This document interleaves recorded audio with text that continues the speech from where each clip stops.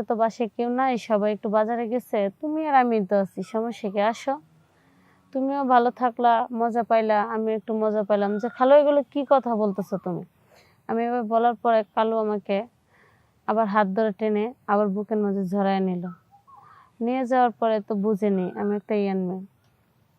আমি আর নিজে টিকাইতে পারি নাই। তো যেটা পরে হয়েছে সেটা আর কি বলবো, সেটা তো আপনারা বুঝতেই পারতেছেন। তো আমি তো এগুলো আর কখনো করি নাই। আমার কাছে অনেক ভাল লাগছে, খালুর কাছে অনেক ভাল লাগছে। তো খালু অনেক খুশি। তারপরে আমি বললাম যে খালু, তুমি যেটা চাইছো তো সেটা হয়েছে, এখন আমাকে ফোনটা কিনে দাও।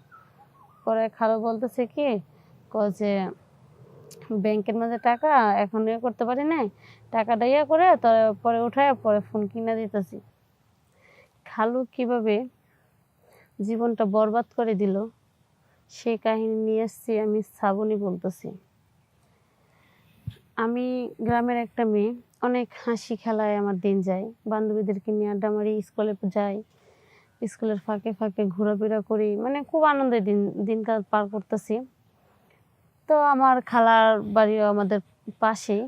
তো মনে করেন খালুদের সাথে আমাদের ভালো একটা সম্পর্ক। আমার মনে করেন যাবতীয় খরচ বেশিরভাগ আমার খালুই আমাকে দেয়। আমার একটা থ্রি পিস, এই কসমেটিক যেটাই আমার ভালো লাগে, আমার মাকে বলার আগে আমার খালুকে আমি বললে একটু জিনিসটা পাই যায়।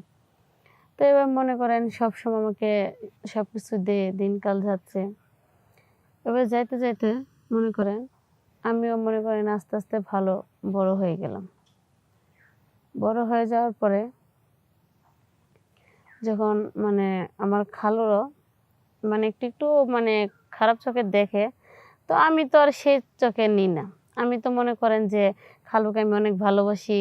আমার আমার বাবার মতো এক ধরনের, আমার মা বাবাকে যেমন ভালোবাসি আমার খালুকেও ভালোবাসি। আমার খালু আমাকে সব কিছু দিয়ে দেখাশোনা করে। তো একদিন খালার বাড়িতে গেলাম। তো যাওয়ার পরে দেখি সবাই আমার খালতো বোনেরা ওরা বাজারে গেছে, কিছু বাজার করার জন্য। তো যাই বলতেছি যে খালু, আমার সব বান্ধবীদের হাতে মোবাইল আছে, আমাকে একটা অ্যান্ড্রয়েড সেট কিনে দাও না।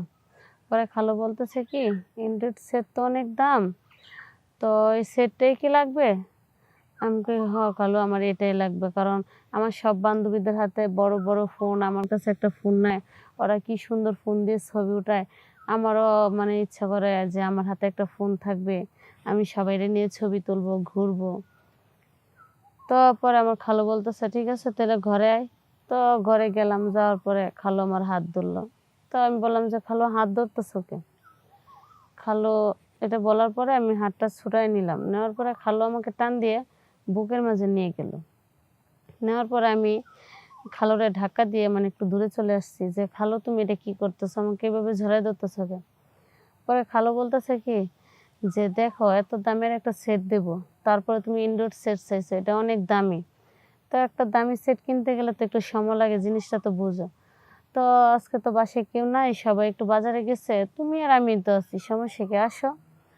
তুমিও ভালো থাকলা, মজা পাইলা, আমি একটু মজা পাইলাম। যে খালু এগুলো কি কথা বলতেছো তুমি? আমি এবার বলার পরে কালু আমাকে আবার হাত ধরে টেনে আবার বুকের মাঝে ঝরায় নিল। নিয়ে যাওয়ার পরে তো বুঝেনি আমি একটা ইয়ান মেয়ে। আমি আর নিজে টিকাইতে পারি নাই। তো যেটা পরে হয়েছে সেটা আর কি বলবো, সেটা তো আপনারা বুঝতেই পারতেছেন। তো আমি তো এগুলো আর কখনো করি নাই। আমার কাছে অনেক ভাল লাগছে, খালুর কাছে অনেক ভাল লাগছে। তো খালু অনেক খুশি। তারপরে আমি বললাম যে খালু, তুমি যেটা চাইছো তো সেটা হয়েছে, এখন আমাকে ফোনটা কিনে দাও।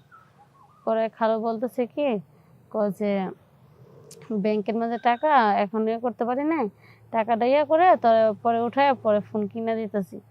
তো খালুর সাথে যখন একবার আন্ডারস্ট্যান্ড হয়ে গেছে, হয়ে যাওয়ার পরে তো মনে করেন যে প্রায় আমার সাথে এরকম হয়েই যায়, রানিং মনে করেন হয়েই যাচ্ছে।